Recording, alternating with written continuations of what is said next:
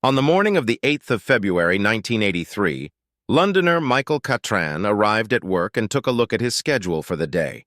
He worked for the emergency drainage and plumbing company Dino Rod, and most of his jobs had him unblocking pipes and drains around the capital. His first job of the morning was a call out to a place in Muswell Hill, North London. The tenants of 23 Cranley Gardens had reported a strange smell coming from the drains and problems flushing the toilet. It was, Catran quickly discovered, a blockage, a routine assignment. What was the blocking the drain? Well, there was nothing routine about that. It wasn't food, cooking fat, mud, or stones. It was bones and rotting flesh.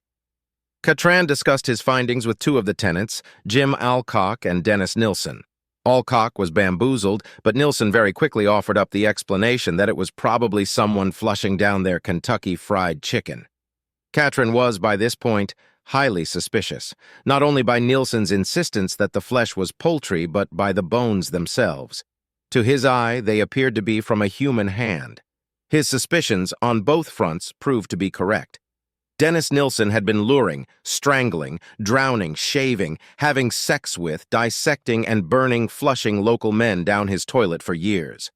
From 1983 to 2002, Robert Willie Picton killed 49 women in Vancouver, Canada.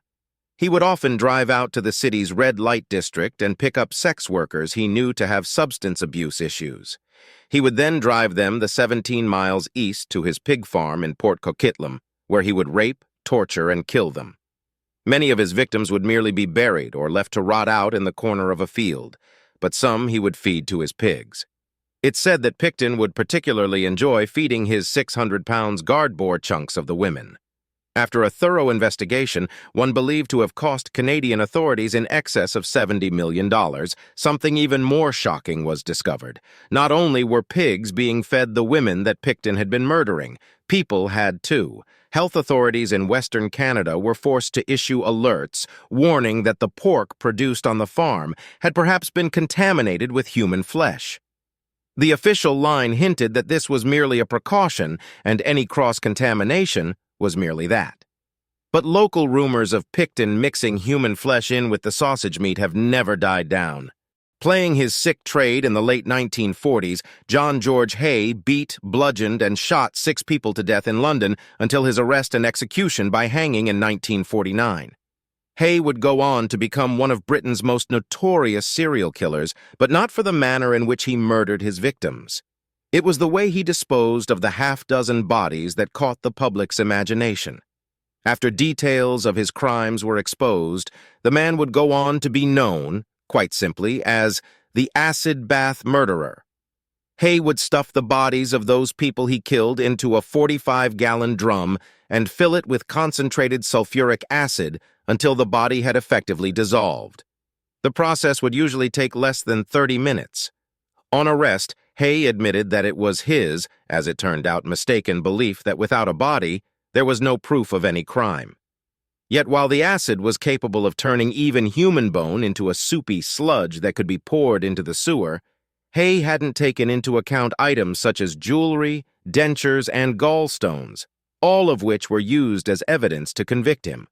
There's a very good reason why 25 Cromwell Street in Gloucester is no longer standing. The infamous House of Horrors was the murder HQ of Fred West, who, along with his equally evil wife, Rose, disposed of his victims' bodies beneath the patio of the property.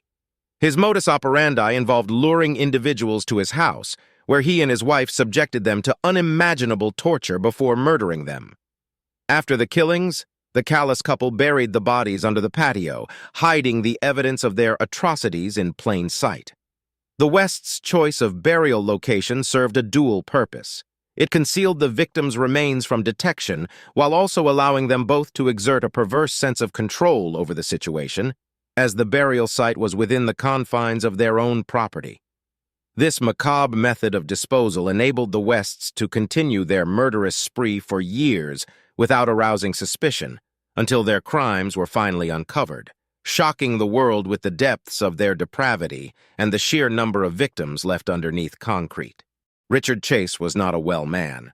Plagued by a history of severe mental health issues, he suffered from acute paranoid schizophrenia for his entire adult life.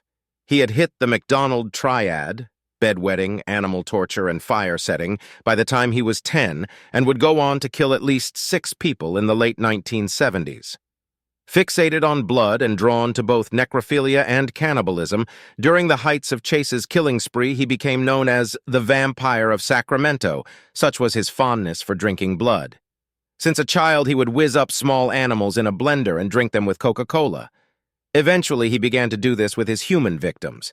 Nice, eh? Not only did these vile and deranged people take their unsuspecting and innocent victims' lives and devastate their friends and families, they went one worse. They took away any last scrap of dignity they had left, robbing them of their right to a peaceful burial. These bizarre and disgusting stories may shock and entertain us in some ghoulish and macabre way, but let's never forget that these victims were real, living people. Regardless of what happened to their vessels, here's hoping their souls are now and always will be at peace.